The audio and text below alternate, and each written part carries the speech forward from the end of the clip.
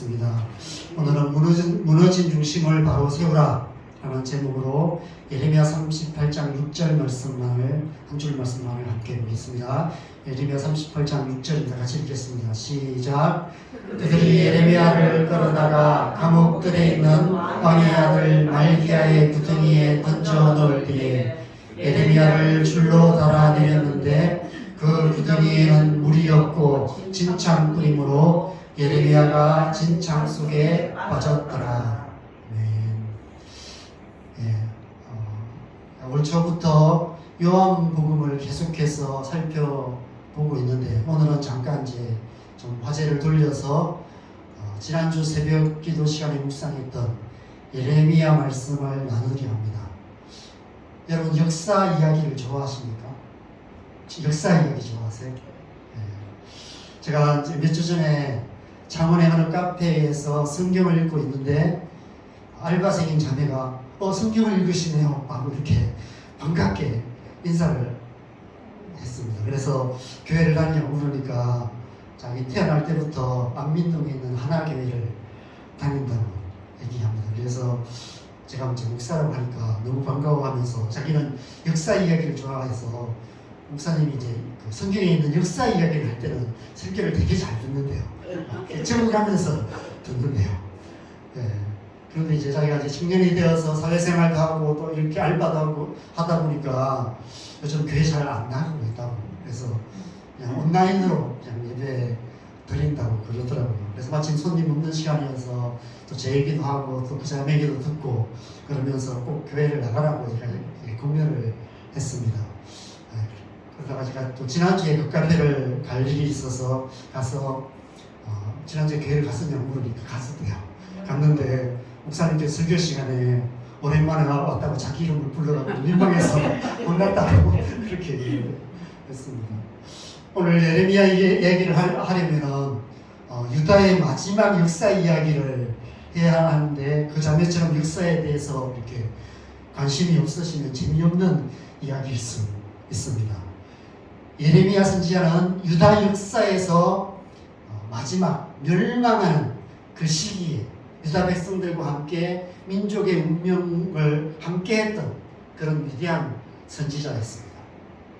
하나님의 말씀을 거슬러 행함으로 말미암아 점점 멸망으로 향하고 있는 그 민족의 역사 한가운데서 마치 가족들을 구하기 위해서 쓰러져가는 집의 기둥을 붙들고 버티고 있는 그런 그 아버지처럼 그렇게 민족의 운명을 붙잡고 눈물로 기도하며 하나님의 은혜를 구했던 선지자가 바로 예레미야 선지자였습니다. 그래서 눈물의 선지자라고 말합니다. 예레미야 1장 2절에 3절에 보면은 예레미야가 처음 선지자로 부르심을 받아서 언제까지 사역했는지를 말합니다. 같이 읽어보겠습니다. 시작. 아몬의 아들 유다 왕 요시야가 다스린 지 13년에 여호와의 말씀이 예레미야에게 임하였고 요시야의 아들 유다의 왕 여호야김 시대부터 요시야의 아들 유다의 왕 시드기야의 11년 말까지 곧 5월에 예루살렘이 사로잡혀 가기까지 임하니라. 요시야로부터 시작해서 마지막 왕이 시드기야 11년 예루살렘이 유다가 멸망할 그때까지 예레미야가 선지자로 사역했다라고 얘기합니다. 기간으로 말하면 약 40년 동안 선지자 사역을 했습니다. 이 말씀에는 세 왕, 요시야, 여호야김, 시드기야 세 왕만 기록하고 있지만 사이사이에 두 왕이 더 있습니다. 그래서 요시야 사이에 여호아하스가 있고요. 또 여호야김 사이에 여호야김이 있습니다. 이 두 왕은 3개월, 100일 이렇게밖에 왕으로 있지 못했어요. 그래서 아마 이렇게 크게 이렇게 중요하게 기록을 하지 않은 것 같습니다. 이 유다 역사의 마지막 5왕들이 있는데 이 5왕들은 다 비참한 비극적인 최후를 맞았습니다. 요시야는 그래도 유다 역사에서 가장 선한 왕 중에 한 사람이었습니다.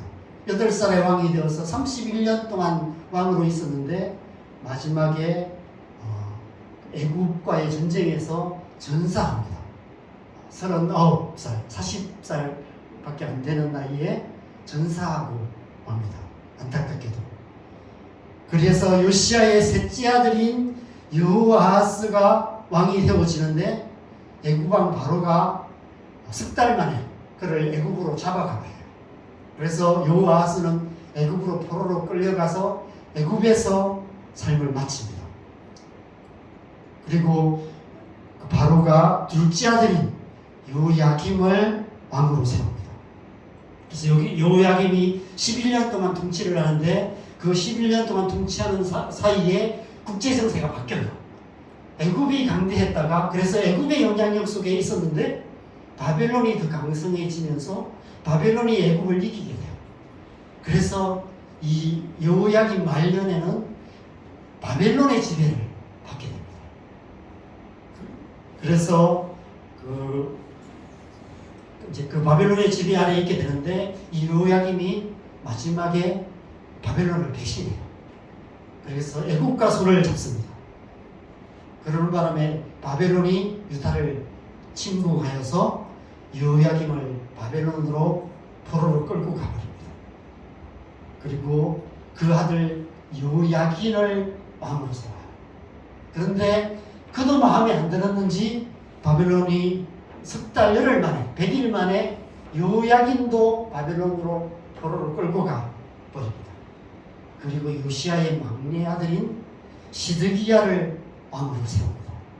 그래서 시드기야가 유다 역사의 마지막 왕입니다. 그래서 요시야가 있고요. 요시야의 세 아들이 왕이 되었고 또 손자가 왕이 되었습니다. 어쨌든 그렇지만 어쨌든 요시야의 아들 세대의 유다 역사가 끝이 납니다. 그래서 좀 복잡한 것 같지만 굉장히 이제 단순한데 이 다섯 사람들이 다 비극적인 결말을 맞습니다. 근데 성경의 기록을 보면 역대기와 이 열왕기와 예레미야에 주로 이렇게 마지막 역사가 기록되어 있는데 좀 약간 헷갈리게 기록된 부분들이 있어서 좀 설명이 필요해요.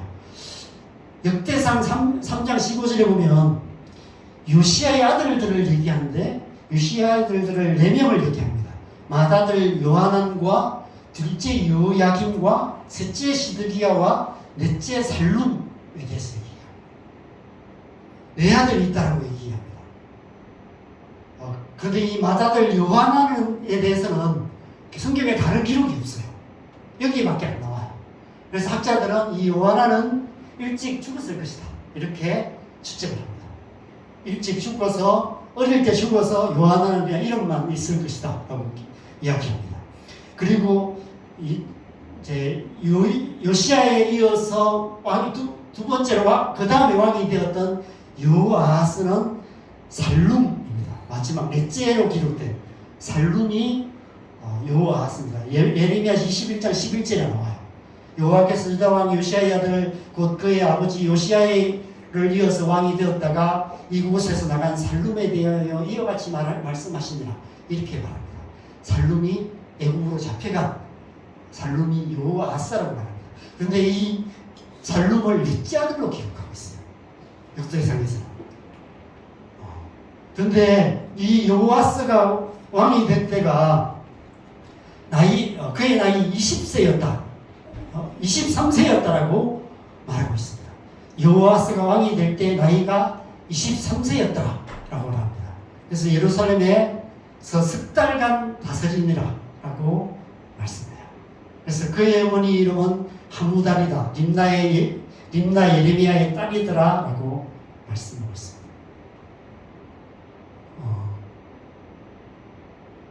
그리고 그 다음에 그가 석 달 만에 애굽으로 잡혀가고 여호야김이 왕이 되었을 때는 여호야김은 나이가 25세였다라고 얘기해요.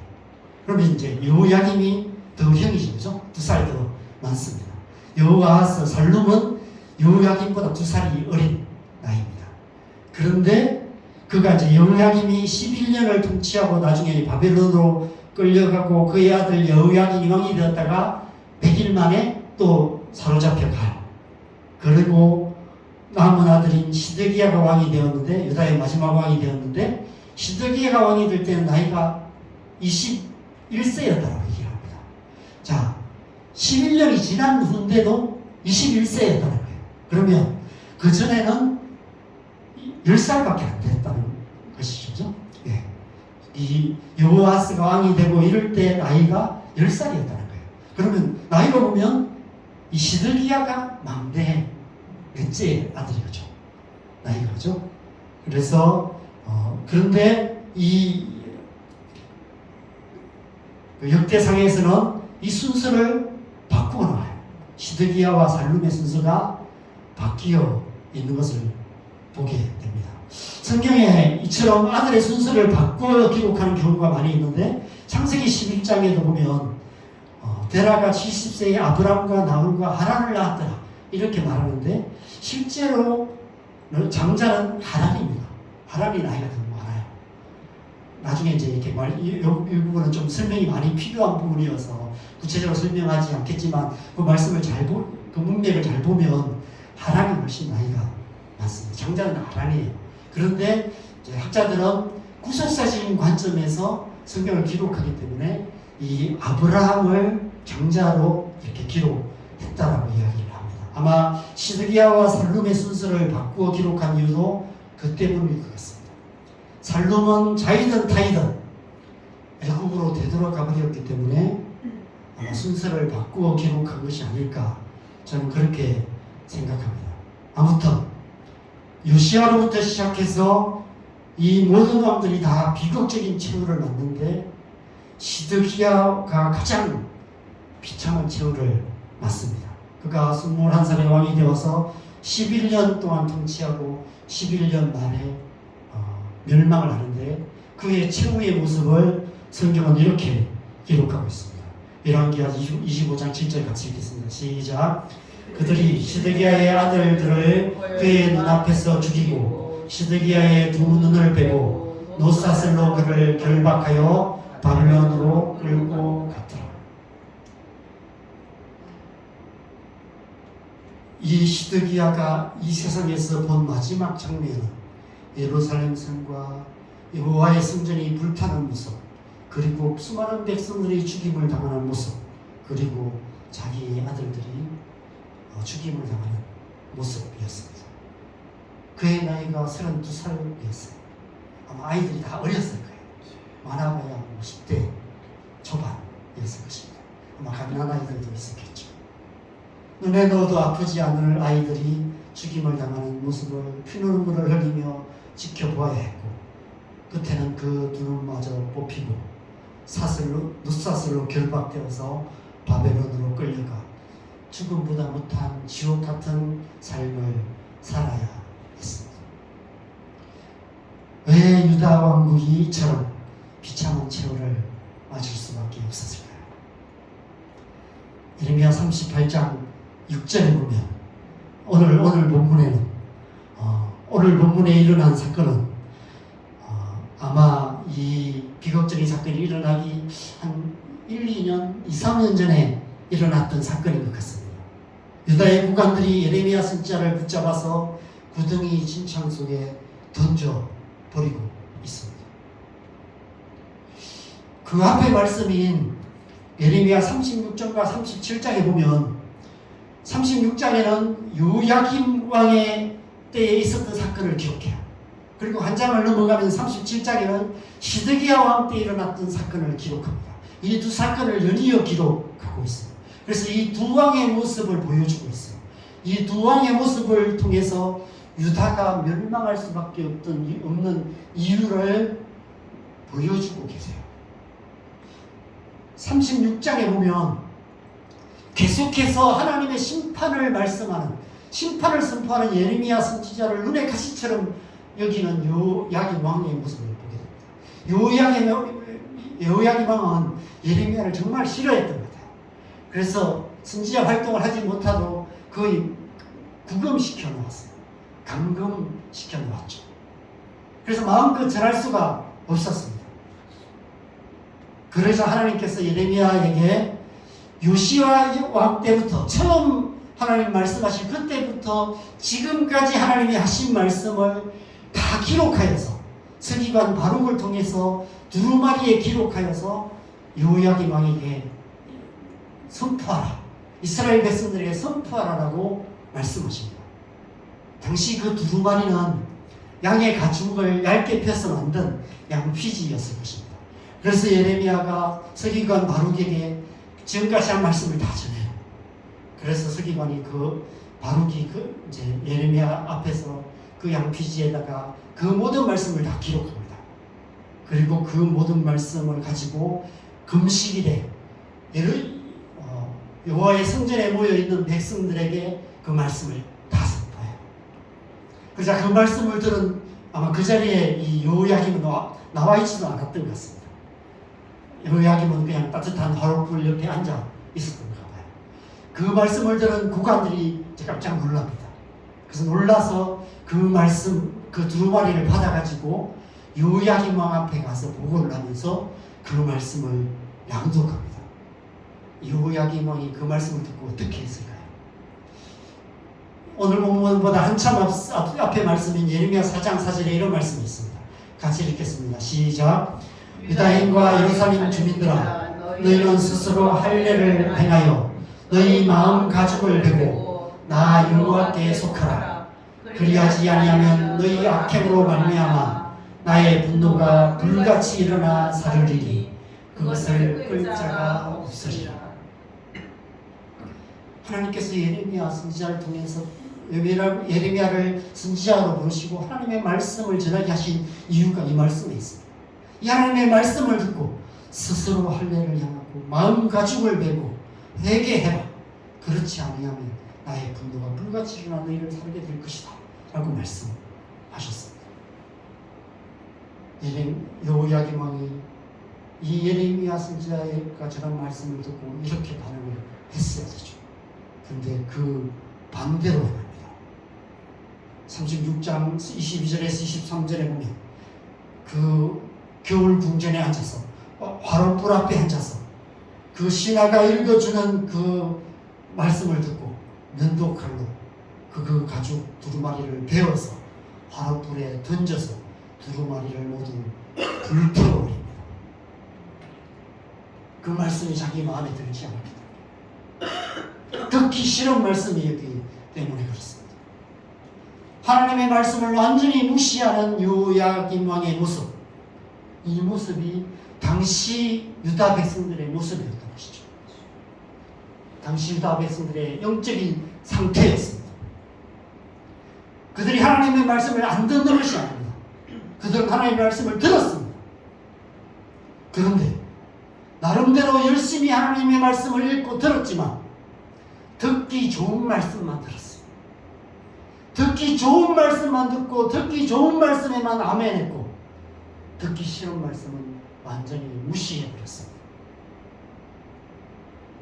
하나님 말씀 앞에서 자기 마음 가죽을 베어 내버리는 회개를 하기보다는 마음에 안 드는 말씀이나 자기 생각과 다른 말씀은 시대에 안 맞는 말씀이라고 주장하며 하나님의 말씀이 기록된 가죽 두루마리를 베어내 버렸습니다.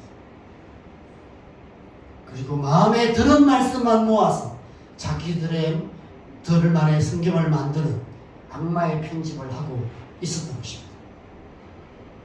여러분, 어쩌면 이 모습이 오늘날 우리의 모습이 아닐까 이런 생각이 듭니다. 우리도 나름대로 열심히 하나님의 말씀을 듣습니다. 유튜브를 찾아서 설교도 찾아 듣습니다. 그러나 하나님의 말씀을 듣지만 듣기 좋은 말씀만을 찾아서 듣습니다. 듣기 싫은 말씀은 나를 세우고 구시대적인 말씀이라고 그렇게 말합니다. 성경 말씀을 가지고 말하면 꼰대라고 얘기를 합니다. 마음에 와닿는 좋은 말씀만 모아서 나만의 성경을 만드는 악마의 편집을 하고 있습니다. 하나님의 말씀에 대한 우리의 태도가 잘못되어도 한참 잘못되어 있는 모습을 여호야김 왕을 통해서 보여주고 있는 것입니다. 하나님의 말씀을 향하는 그 칼날을 우리의 마음을 향하게 해야 하는데 우리의 마음의 가죽을 베어내는 진정한 회개가 필요한데 하나님의 말씀을 듣고도 회개하지 않는 우리의 강팍한 마음들이 있는 것이죠. 그렇다면 시드기야 왕은 어떠했을까? 그도 다음 장인 37장은 이제 시드기야 왕의 모습을 보여줍니다.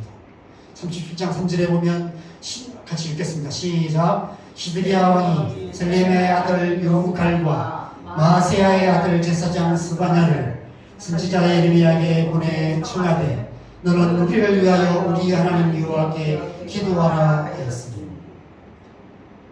시드기야는 좀 달랐던 것 같아요. 시드기야는 여호야김과는 달리 어떻게든 예레미야를 가까이 하려고 애썼던 것 같습니다. 그래서 예레미야를 초청을 해요. 우리를 위하여 기도해달라고 요청합니다. 이 장면만 본다면 그의 형이었던 여호야김과는 완전히 다른 모습이었던 것 같습니다. 그런데 그 앞절인 2절 말씀을 보면 그렇지 않았다는 사실을 알게 됩니다. 2절 말씀에 이렇게 말씀합니다. 같이 읽겠습니다. 시작. 그와 그의 신하와 그의 땅 백성이 여호와께서 선지자 예레미야에게 하신 말씀을 듣지 아니하니라. 예레미야를 통해 선포하신 하나님의 말씀을 듣지 않고 자기 마음대로 살면서 금식일을 선포하고 그 금식 기도회라는 이름으로 종교 행사만을 했던 여호야김 왕처럼 시드기야 역시도 예레미야를 통해 주신 하나님의 말씀을 듣지 않았다고 얘기합니다. 오히려 예레미야 선지자 초청 기도회라는 이름으로 종교 행사를 하려고 하는 그런 모습을 보여주고 있는 것이죠. 오늘날 교회가 하는 많은 종교 행사들이 있습니다. 기도회도 하고 있고요. 뭔가 말씀 사경회 같은 일도 합니다. 그러나 그것이 정말 진정한 하나님의 말씀과 기도에 대한 합당한 태도로 그렇게 하고 있는지를 우리가 돌아봐야 하는 것이죠. 시드기야가 지금 이때 이런 종교 행사를 기억한 중요한 이유는 5절 말씀 때문입니다. 5절 말씀도 같이 읽겠습니다. 시작. 바로의 군대가 애굽에서 나오매 예루살렘을 에워쌌던 갈대아인이 그 소문을 듣고 예루살렘에서 떠났더라. 시드기야가 지금 애굽과 손을 잡고 바벨론으로부터 벗어나려고 했던 것 같습니다. 그래서 애굽 군대가 이제 이 예루살렘을 향해서 올라오고 있었어요. 그런데 지금 예루살렘이 갈대아인 바벨론에 의해서 포위되어 있는 상황이었던 것 같습니다. 그런 이 급한 상황에서 애굽의 바로의 군대가 예루살렘에 향해서 올라오니까 바벨론의 군대가 잠시 일시적으로 물러가는 그런 상황이 펼쳐졌습니다. 뭔가 변화가 일어났어요. 시드기야는 지금 이 바벨론의 해협으로부터 완전히 벗어날 수 있는 절호의 기회라고 생각했던 것 같습니다. 그래서 예레미야를 통해서 초청해서 기도해달라고 요청을 하는 것입니다. 회개하라 말씀하시는 하나님의 말씀을 듣고 마음 가죽을 베어내는 회개를 하기보다는 하나님의 말씀을 기록한 두루마리를 베어내어 불태워버렸던 여호야김 왕처럼 시드기야 역시도 하나님의 말씀 앞에서 회개하기보다 단지 기도를 통해서 지금의 위급한 상황을 모면하려 했던 것이죠. 여러분, 여기서 우리가 기억해야 될 중요한 사실이 이것입니다. 하나님의 말씀에 대한 태도가 잘못되면 우리의 기도가 무익한 기도가 될 수밖에 없다는 사실입니다. 하나님의 말씀에 대한 태도가 잘못된 만큼 기도에 대한 태도도 잘못될 수밖에 없습니다. 기도는 하나님의 손을 빌어서 우리의 상황을 바꾸고 우리의 뜻을 이루는 효과적인 방법이 아닙니다. 기도는 하나님의 손이 우리를 변화시키시고 우리의 삶을 통해서 이 땅에 하나님의 뜻을 이루어 가시는 하나님의 방법이 바로 기도입니다. 우리가 우리의 작은 손을 모아서 기도할 때 하나님의 은혜가 우리 안에 임하시고 그 은혜가 우리의 삶을 통해서 역사하셔서 하나님의 큰 손이 움직이셔서 크고 놀라운 일들이 일어나게 됩니다. 그래서 우리는 다른 말로 기적이라고 부르죠. 그래서 기도에는 기적을 일으키는 능력이 있습니다. 기도를 통해서 변화가 일어납니다. 기도를 통해서 우리가 변화되고요. 기도를 통해서 우리의 가정이 변화되고 기도를 통해서 우리가 사는 이 땅이 변화됩니다. 그러기 위해서 먼저 우리의 중심이 하나님의 말씀에 합당하게 반응해야 되는 것이죠. 중심으로 하나님의 말씀을 들어야 하는 것입니다. 하나님의 말씀에 대한 태도가 바로 서야 하는 것이죠. 하나님의 말씀을 듣고 그 말씀에 온전히 순종하는 삶을 살아야 하는 것입니다. 여러분, 우리의 기도가 응답되지 못하는 이유가 무엇입니까? 하나님의 말씀을 듣지 않기 때문입니다. 하나님의 말씀을 듣지 않는 기도는 무익한 기도가 될 수밖에 없습니다. 무조건 열심히 기도하면 되는 것이 아닙니다. 하나님의 말씀에 대한 태도가 잘못되어 있으면 기도에 대한 태도가 잘못될 수밖에 없고, 그런 기도는 하나님의 응답을 받을 수 없습니다. 우리가 하나님의 말씀을 무시하면 하나님께서도 우리의 기도를 무시하실 수밖에 없기 때문입니다. 먼저 하나님의 말씀을 듣고 하나님의 말씀에 순종해야 하는 것이죠. 그 말씀을 붙들고 믿음으로 담대히 기도해야 하는 것입니다. 그렇게 기도할 때 하나님의 권능의 팔이 우리 안에 임하시고 우리의 삶 속에 역사하셔서 이 땅 가운데 하나님의 뜻을 이루어 가시는 것입니다. 성전 입구의 두 녹기둥에 대한 이야기를 계속했습니다. 성전 입구의 두 녹기둥 야긴과 보아스는 은혜와 진리로 이 땅 가운데 하나님 나라를 창조하고 계시는 하나님의 두 팔과도 같다라고 말씀을 드렸습니다.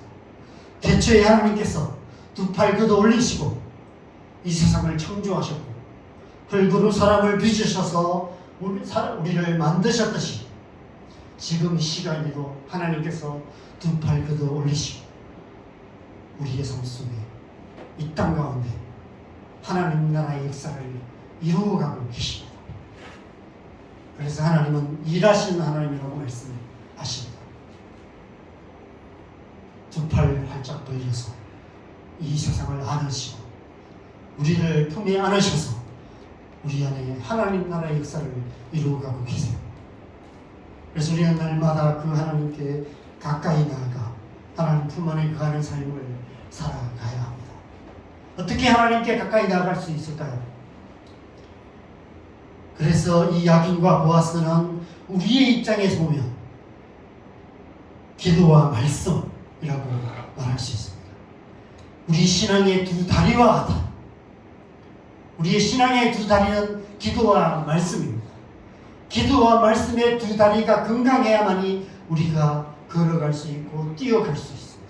하나님을 향해서 달려나아갈 수 있습니다.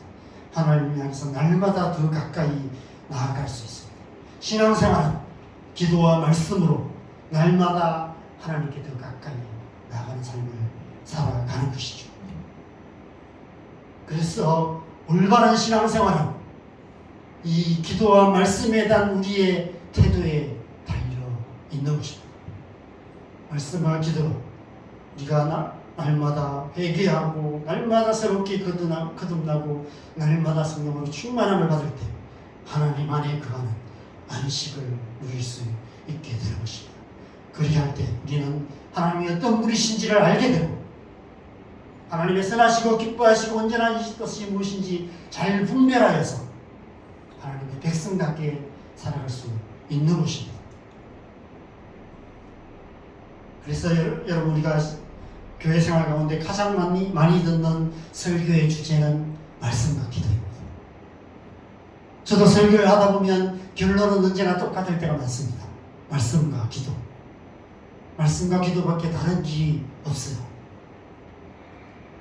유다 역사의 마지막 두 왕 여호야김과 시드기야 모습 속에서 우리는 말씀과 기도에 대한 우리의 잘못된 태도를 비춰볼 수 있습니다. 옛날 북이스라엘이 멸망한 것도 그렇고 지금 남유다마저도 멸망으로 향하는 이유도 마찬가지입니다. 다른 어떤 이유가 아니라 말씀과 기도에 대한 잘못된 태도 때문입니다. 그들은 하나님의 말씀을 무시했고 기도를 수단화하려고 했습니다. 오늘날 우리의 신앙이 약해지는 이유가 뭘까요? 오늘날 교회가, 한국교회가 약해져가는 이유가 무엇일까요? 많은 사람들이 어떤 외적인 이유들을 많이 이야기합니다. 그래서 환경이 어떻고 상황이 어떻고 이런 우리가 살아가는 이 세상에 대한 어떤 이야기를 많이 합니다. 세상의 유혹들, 좋은 것들이 너무 많고 너무 바쁘고. 옛날에는 그렇지 않았을까요? 이 시대는 달랐을까요? 마찬가지입니다. 어느 시대나 상황과 환경은 어렵기는 마찬가지였습니다. 다른 이유가 아니에요. 말씀과 기도에 대한 잘못된 태도 때문인 것입니다. 오늘 본문에서 선지자 예레미야를 잡아 구덩이 진창 속에 던져버렸습니다. 앞장인 37장에서도 예레미야를 모함하고 때리고 깊은 구덩이에 던져버렸었던 사건이 있습니다. 여러분, 이 사건들은 지금 유다 백성들의 영적인 상태를 그대로 보여주고 있는 사건입니다. 어쩌면 오늘 우리의 모습, 우리의 영적인 모습을 보여주고 있는지도 모릅니다. 여러분, 선지자가 누구입니까? 선지자는 하나님의 백성들에게 하나님의 말씀을 대신 전하며 하나님의 백성들을 위해서 기도하는 사람이 선지자입니다. 그런데 그 선지자를 모함하고 때리고 구덩이 진창 속에 던져버렸어요. 말씀과 기도에 대한 이 유다 백성들의 태도가 어떠했는지를 보여주는 거예요. 여러분, 오늘날 우리 안에 이 선지자 역할을 하시는 분이 계십니다. 보혜사 성령님이세요. 여러분, 성령님께서 저와 여러분 안에 계십니다. 성령님께서 저와 여러분 안에 말씀과 기도로 하나님 앞에 나아가도록 끊임없이 우리에게 말씀하시고 우리를 위해서 중보기도하시고 우리를 도우시고 계십니다. 그런데 우리는 때로, 아니 항상 우리 안에 계신 성령님을 무시합니다. 존재조차도 까맣게 잊고 살아가요. 내 안에 성령님이 계십니다. 내 안에 하나님이 계십니다.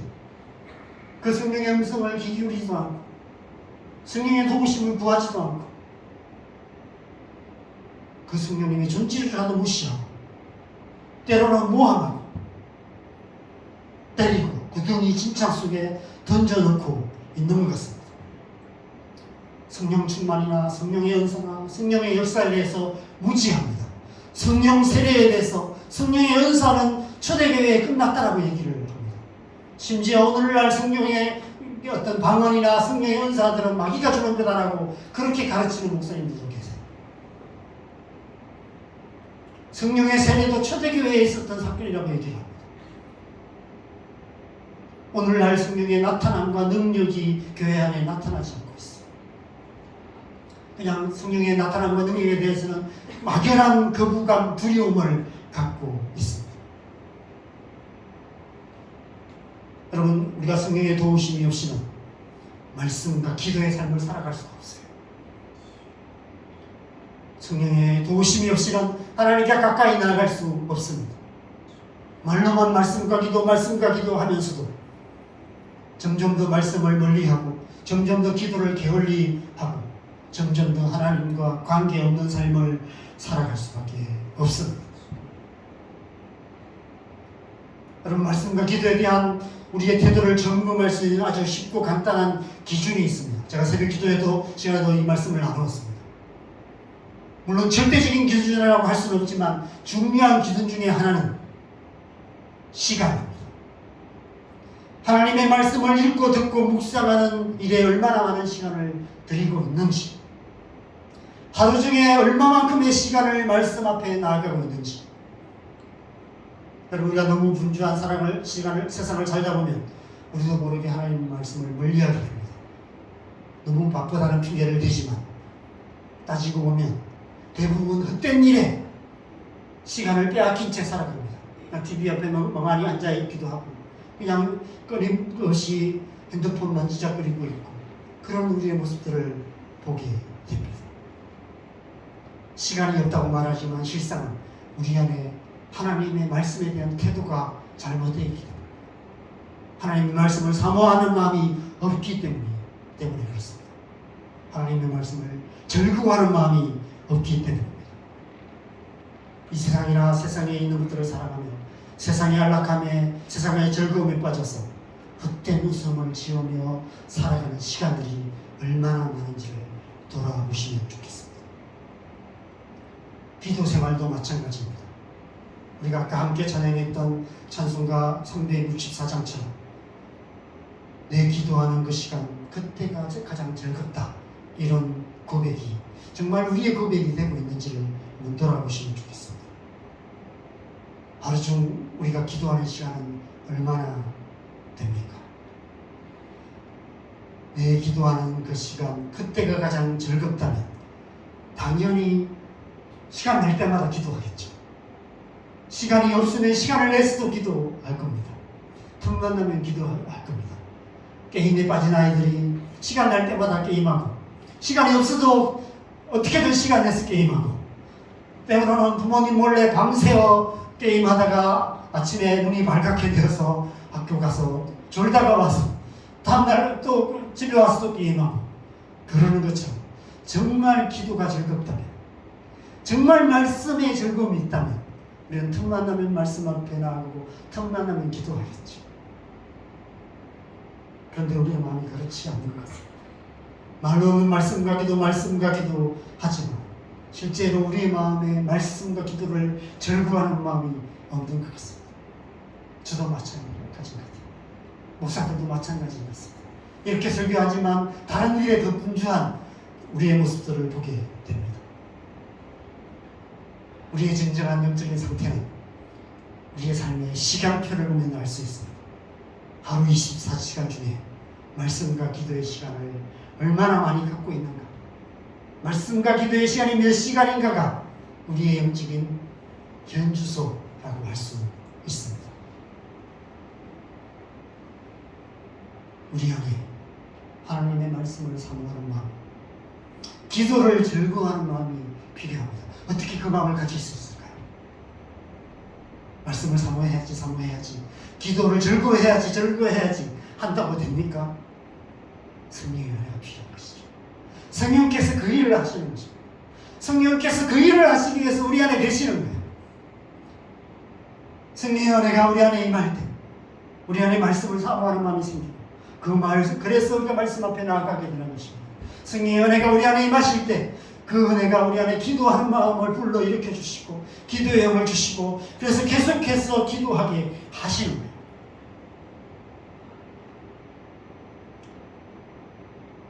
성령의 은혜가 필요한 것입니다. 말씀과 기도로 무너진 중심을 바로 세워야 하는데, 이 무너진 중심이 바로 서지 않으면 우리는 무너진 삶을 살아갈 수밖에 없고 이 땅에 무너진 역사를 만들어갈 수밖에 없어요.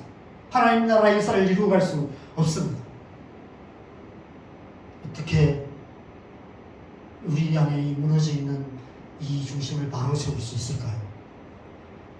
열왕기하 말씀에 보면 25장에 보면 유다의 마지막을 이야기할 때 이 여호와의 성전에 두 녹기둥을 갈대아 사람들이 이렇게 깨트려서 가지고 가버리는 그런 사건이 기록되어 있습니다. 이 녹기둥이 어마어마한 크기였거든요. 어마어마한 무기였어요. 너무 무거워서 몇 번을 침공을 해도 이거는 가져가지 못했어요. 근데 마지막에는 이것을 다 깨트려가지고 가지고 가버렸어요. 하나님의 백성들이 더 이상 말씀과 기도로 하나님 앞에 나아가지 않았기 때문에 결국 멸망하고 말았음을 상징적으로 보여주고 있는 것입니다. 여러분, 우리가 하나님의 백성으로서 하나님의 백성답게 되고 하나님의 백성답게 살아갈 수 있는 길은 날마다 성령의 은혜를 힘입어서 말씀과 기도로 하나님 앞에 나아가는 길뿐입니다. 다른 길이 없어요. 그래서 먼저 성령의 은혜를 구해야 돼요. 여러분, 성령 충만이라는 것은 다른 것이 아닙니다. 성령 충만하면 뭔가 신비한 표적들이 나타나고 방언하고 뭔가 넘어지고 이런 것을 말하는 것이 아닙니다. 성령 충만하면 마음이 뜨겁고 기쁨이 넘치고 이걸 말하는 게 아니에요. 물론 그런 것들도 나타나는 표적들 중에 하나입니다. 그러나 우리가 성령이 충만하면 가장 먼저 나타나는 두 가지 반응은 말씀을 사모하는 마음이 생겨요. 기도하고자 하는 마음이 생겨요. 말씀을 사랑하는 마음, 기도를 즐거워하는 마음이 생기는 것입니다. 성령 충만한 사람은 말씀 앞에 나아갑니다. 성령 충만한 사람은 기도하게 됩니다.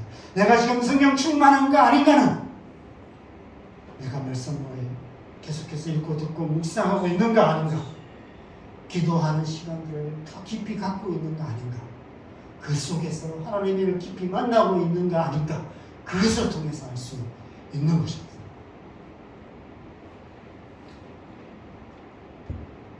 오직 말씀과 기도에 힘쓰는 것만이 우리의 영혼이 살 길인 것이죠. 말씀과 기도로 우리의 중심을 바로 세울 때 우리의 삶이 변화되고 우리의 삶을 통해서 이 땅 가운데 하나님 나라를 세워갈 수 있는 것입니다. 진창에 빠져있는 우리의 중심을 끌어올리셔서 반석 위에 굳건하게 세워주시는 우리 성령님이십니다. 그래서 우리는 성령의 충만한 은혜를 구해야 하는 것입니다. 이 시간 성령의 은혜가 저와 여러분 가운데 임하시기를 바랍니다. 그래서 우리 안에 하나님의 말씀을 사모하는 마음, 기도를 즐거워하는 마음을 회복시켜 주셔서 말씀과 기도로 주님 앞에 나아가서 우리의 삶이 하나님 앞에 굳건하게 있어서 하나님 나라를 이루어가는 복된 삶 살아가는 저와 되시기를 주님의 이름으로 간절히 축원합니다. 우리 함께 좀 기도할까요? 우리 먼저 잠깐 기도하는 시간 먼저 갖고 우리가 찬양하고 우리가 마쳤으면 좋겠습니다. 여러분 안에 하나님 말씀을 사모하는 마음이 있으십니까? 날마다 말씀을 사모하여서 말씀을 읽고 듣고 묵상하는 그런 시간을 갖고 계십니까? 그 시간들이 하루에 어느 정도 시간이 되십니까? 기도는 어떻습니까? 여러분의 기도 생활은 점점 더 깊어져 가고 계십니까? 기도하다 보면 점점 더 기도하는 시간이 길어진다고 이야기합니다. 기도의 사람들이 한결같이 고백하는 고백이 그것입니다. 처음에는 10분 기도하는 것도 힘들었는데 어느 날 보면 30분 기도하게 되고 1시간 기도하게 되고 어느 날 보면 2시간, 3시간이 금방 가버리고 그렇게 기도하게 된다. 그래서 기도의 사람들은 2시간, 3시간 어느 때는 한낮을 하루 종일 그렇게 기도하는 그런 기도의 사람들이 이 땅에 많이 있었고 지금도 있다고 믿습니다. 하나님께서 우리를 그런 은혜 가운데로 인도하고 계십니다. 우리가 그 은혜 가운데 나아가기 위해서 성령의 은혜가 필요합니다.